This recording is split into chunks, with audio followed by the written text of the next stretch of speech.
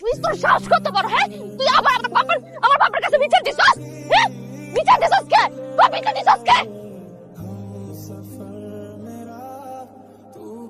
প্রজাপতির গায়েও এত রং নেই, যত রং মানুষের ভালোবাসার প্রতারণায় থাকে। যে আমাদের না, তাকেই আমরা চাই, আর যে আমাদের, তাকে আমরা চাই না। এই শহরে আমার শরীরে যত না ক্ষত হয়েছে, বেশি ক্ষত হয়েছে আমার হৃদয়। মানুষ ভালোবাসে শুধু নিজেকে আর নিজের স্বার্থকে। আমি চেয়েছিলাম শুধু একটা তুমি, যেখানে ভেতরের দুনিয়াটা ভেঙে খান খান হয়ে গেছে।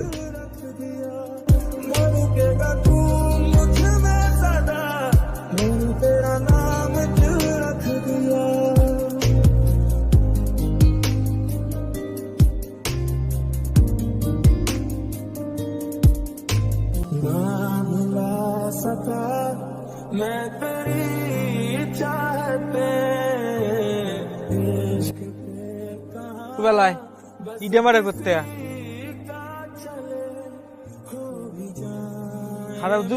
ভূত ফেরার কিছু না, ভূত ভূত ভূত ভূত।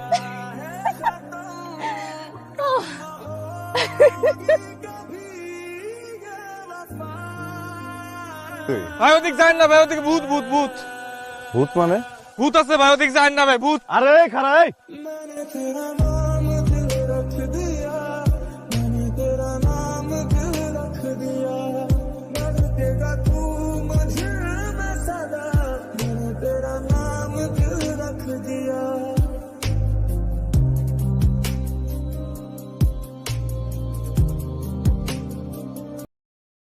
কাকা আমি একটু বিপদে পড়ছি, আমার কিছু টাকা পয়সার দরকার ছিল। আমার ফসল ভালো হয়, জমিটা গুণ কর, অনেক কাজে লাগবেই। আচ্ছা জাকিল, ঠিক আছে, তুমি তোমার ওই জমির কাগজপত্র ওর কাছে দিয়েছে, দেখে পরে একটা দাম দিয়ে দিব। আসসালামু আলাইকুম স্যার। বলছিলাম কিরে মিলট, হঠাৎ করে কি খবর? চাচা একটা বিচার দিবার আসছি। আপনার মাইয়া গ্রামের প্রত্যেকটা নাজেল করে ছাড়ছে। একজনের ডিল মারে, একজনের কাঁচা গোবর মারে। আমার আজকে ধাক্কা দিয়ে খেতের মধ্যে ফালাই দিচ্ছে। মা, আয় মা, জি আব্বা। এদিকে আয়। তোর কি দিন দিন বয়স কমতেছে না বাড়তেছে? তুই কি শুরু করতেছে এগুলি? প্রত্যেক দিন তোর নামে কেন বিচার আচার আসে? আর কত করবি তুই এগুলি? খবরদার আমার কানে যেন তোর নামে বিচার না আসে। যা ভিতরে যা, বুঝলাম, তুমি যাও। ওর করবো না এরকম। যাও, মা যারাই নষ্ট করে দিচ্ছে।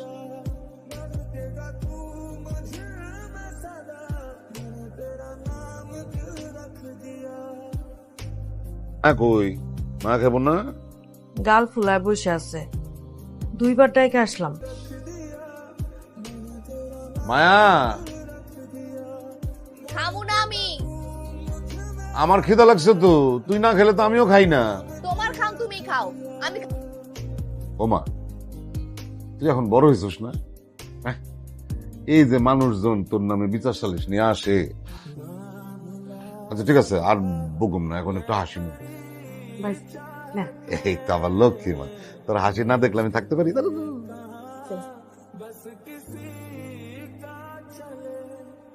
বাস বাস বাস, তুই না।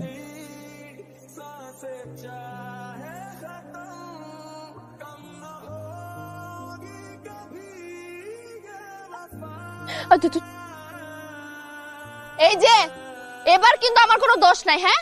ওর ধাক্কা লেগে আপনি ওখানে পড়ে গেছেন। খবরদার আমার বাপরে আবার বিচার দিতে যান না।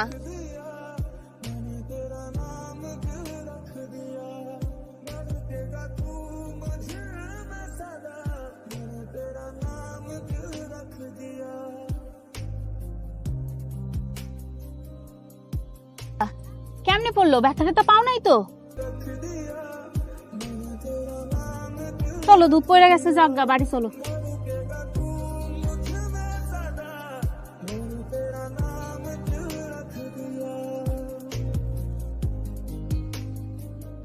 সাড়ে 26।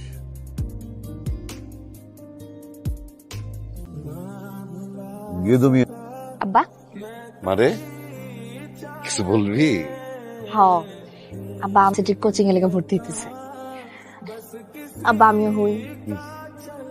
তোর মা যখন দুনিয়া ছেড়ে চলে যায় তুই তখন একদম গেদা ছিলি, কথাও বলতে পারতি না। তখন থেকে আমি তোরে বাপ মার আদর দিয়া যত্ন করে বড় করছি না। এখন কি করুম ক? এ কি আজকে না হয় কোচিং এ যাওয়াটা আটকাইলেন, কিন্তু কাল পরশু যখন মাইয়ার বিয়া দিতে হইব তখন কি করবেন? ফুবু কিন্তু ঠিক কথাই কইছে। তোর উপর খুব চাপ করে যাইতেছে, বুঝতেছি। আমি চিন্তা করে দেখলাম আমার অসুখ আগের চেয়ে ভালো। এদিকে দোলার কলেজে ভর্তি হওয়ার সময় প্রায় শেষের দিকে, কলেজে টাকা পয়সা আছে, ভর্তি হইলে বই কিনুন যাবো না। চিন্তা করিস না, তুই ভাত খা, বুদ্ধি একটা আছে। আমরা জহিমিয়ার যে জায়গা বর্গা চাষ করি, এবার বাঘের বাঘ যে ধান আমরা পাবো, সেই ধান আমরা এবার আর নিব না। যে কত টাকা নরম মনের মানুষ। মজিদ মিয়ারে বলবি এবার যেন ধানের হিসাবে কোনো গরমিল না করে। আগের বারের মতো যদি গরমিল করে তাহলে কিন্তু ওর খারাপই আছে। খালু যান যা। ওয়ালাইকুম আসসালাম। কি ব্যাপার, আবার কিছু হয়েছে নাকি?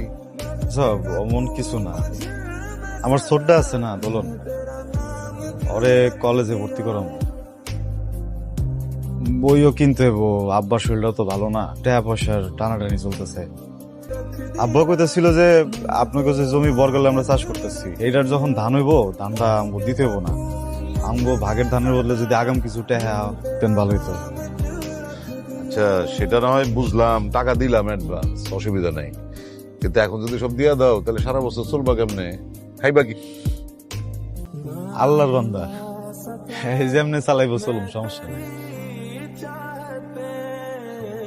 আচ্ছা ঠিক আছে, তাহলে কালকে আরো তো এসো, আচ্ছা টাকা নিয়ে যাও। জি, আসসালামু আলাইকুম।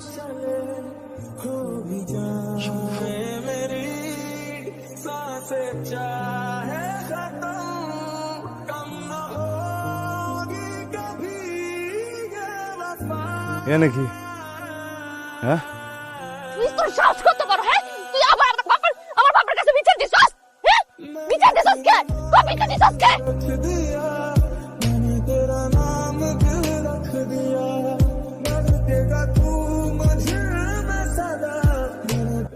আমার সাহস বড় না, আর আমি কারো কাছে কোনো বিচারও দিই নাই। সোড্ডার পরীক্ষা গেছিলাম টাকা হালাত করতে,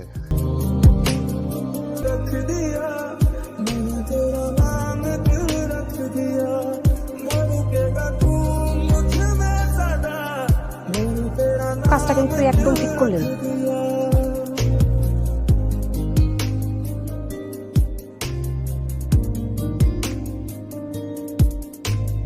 তুমি মাফ করে দিও, কামটা আসলে একদম ঠিক হয়নি। So, তুমি তো দেখলা কতবার আটকানোর চেষ্টা করলাম, কিন্তু আটকাইতে পারিনি। ব্যথাটা তুমি পাইলেও আমার বুকের মধ্যে কষ্ট লাগে।